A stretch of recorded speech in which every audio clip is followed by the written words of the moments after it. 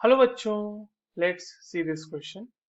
Which of the given statement is correct? यहाँ पे चार ऑप्शन है आपके पास ए बी सी डी, जिनमें चार अलग अलग स्टेटमेंट्स दिए हुए हैं। और ये स्टेटमेंट्स मेजरली हमारे पास इलेक्ट्रोड पोटेंशियल से रिलेटेड है और या फिर स्टैंडर्ड हाइड्रोजन इलेक्ट्रोड से। ठीक है, तो इस क्वेश्चन का बच्चों देखो की कॉन्सेप्ट अगर हम देखें तो वो हो गया इलेक्ट्रोड पोटेंशियल, और थोड़ा बहुत हमें पता होना चाहिए स्टैंडर्ड हाइड्रोजन इलेक्ट्रोड के बारे में, यानी कि SHE, स्टैंडर्ड हाइड्रोजन इलेक्ट्रोड। ठीक है, अब एक एक करके इन सारे स्टेटमेंट्स को पढ़ते हैं और फिर देखते हैं कि इनमें से कौन सा स्टेटमेंट सही है।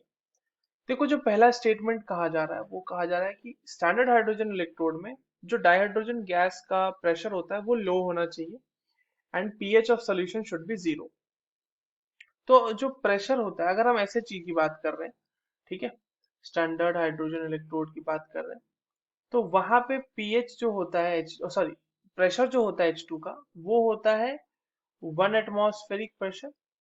एंड जो आपका पीएच होता है सोल्यूशन का, वो होता है 0। क्यों? क्योंकि वहां जो हम कंसंट्रेशन लेते हैं H+ का, वो लेते हैं हम 1 मोलर। तो देखो, 1 atm प्रेशर को कहना लो कहना, आई डोंट थिंक ये सही होगा। तो पहला ऑप्शन तो हमारा गलत है।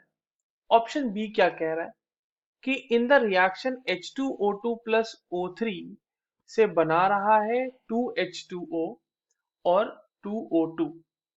तो यहाँ पे H2O is oxidised to H2O2 is oxidised to H2O। ये स्टेटमेंट भी गलत है। क्यों गलत है? क्योंकि H2O2 से H2O बनना रिडक्शन होता है, ना कि ऑक्सीडेशन। अगर आपको इस तरह से समझना है इसको, आप समझे थोड़ा सा कि H2O2 में ऑक्सीजन का जो ऑक्सीडेशन स्टेट है वो है -1, क्योंकि ये एक पेरोक्साइड है। और यहां से ये कन्वर्ट हुआ होगा ऑक्साइड में, यानी कि यहाँ पर ऑक्सीजन का ऑक्सीडेशन स्टेट हुआ होगा -2। तो वी कैन इजिली सी कि ऑक्सीडेशन स्टेट का यहाँ पर डिक्रीज हुआ है।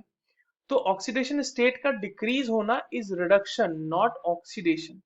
तो जो बी ऑप्शन हमारा कह रहा है कि H2O2 ऑक्सीडाइज हुआ है H2O में, वो गलत है। ऑप्शन सी क्या कह रहा है? The absolute value of electrode potential can not be determined.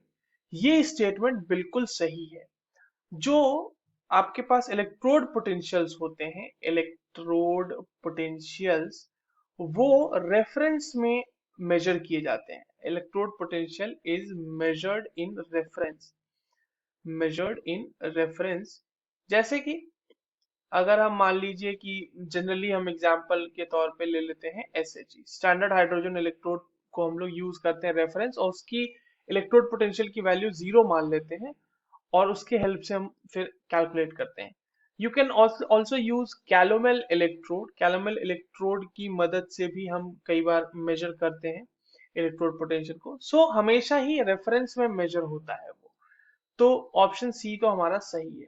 According to IUPAC convention, option D मैं पढ़ रहा हूँ कि according to IUPAC convention the standard electrode potential pertains to oxidation reactions only. नहीं, बिल्कुल नहीं।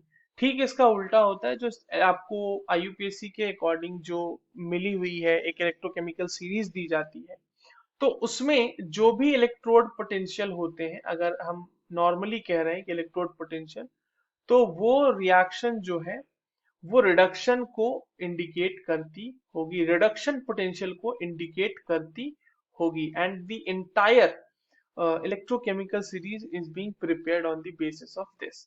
सो जो हमारा डी ऑप्शन है वो भी गलत हो गया है।